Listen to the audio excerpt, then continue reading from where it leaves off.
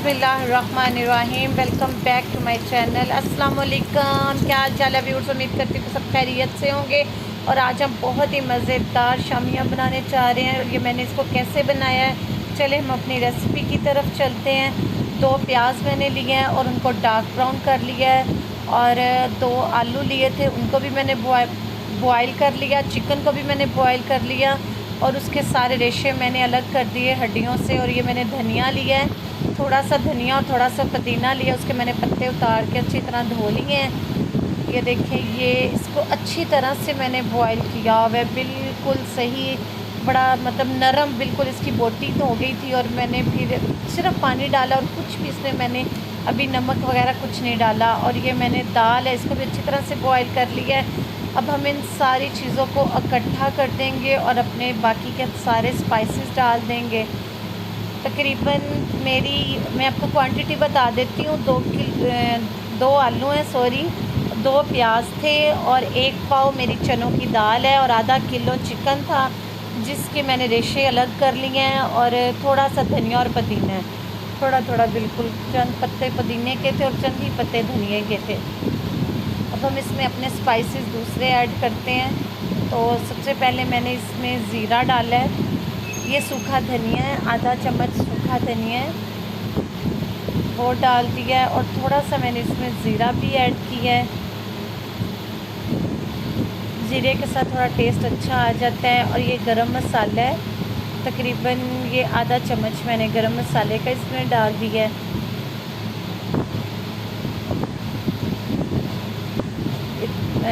आप अपने टेस्ट के हिसाब से नमक डालें, जितना मैं नमक यूज़ करती हूँ, क्योंकि मैं नमक थोड़ा कम ही यूज़ करती हूँ। हम लोग ज़्यादा नमक मिर्चें वगैरह इतना यूज़ नहीं करते हैं, हम अपने हिसाब से मिर्चें रखते हैं। तो अपने हिसाब से नमक मिर्च को कम ज़्यादा कर सकते हैं। और ये मैंने हाफ़ चम्मच दड़ा मिर्च इसमें डाल दी है।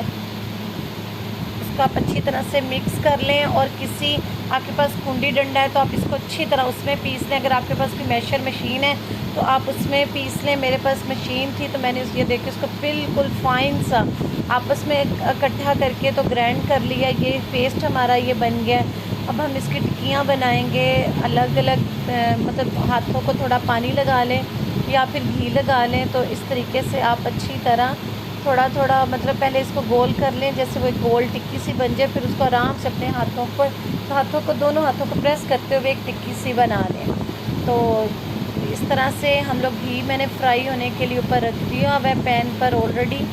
और तकरीबन मैं 2 अंडे लूँगी, उनको अच्छी तरह से फेंट लूँगी। और साथ में कुछ मैंने ब्रेड क्रम्स लिए हैं, उसको मतलब मैंने ब्रेड क्रम्स जो थे वो मैंने स्टोर से बने बनाए लिए थे।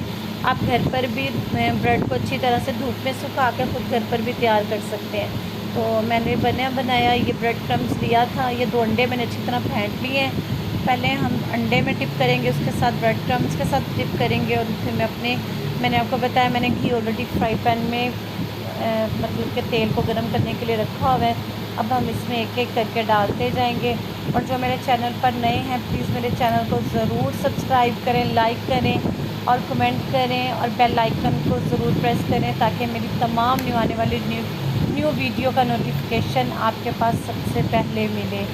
तो आज की वीडियो आपको कैसी लगी मुझे कमेंट करके ज़रूर बताइएगा। और ये आप भी ज़रूर ट्राई कीजिएगा, अपने मेहमानों के लिए बनाइएगा। और जैसे कि गर्मियों में बिल्कुल भी कुछ खाने को दिल नहीं करता, तो फिर शामियाँ वगैरह या आलू की टिक्कियाँ होगी, इस तरह से दिल करता है कोई चटनी हो, तो फिर ये ज़्यादा मज़े के लगते हैं। और आप भी मुझे बताइएगा कि आज की वीडियो मेरी आपको कैसी लगी, तो ज़रूर आप ट्राई कीजिएगा। ये देखिए, ये मैंने एक निकाल कर बनाकर आपको दिखाई है, कितनी मज़े के और रेशेदार ये कबाब बने थे।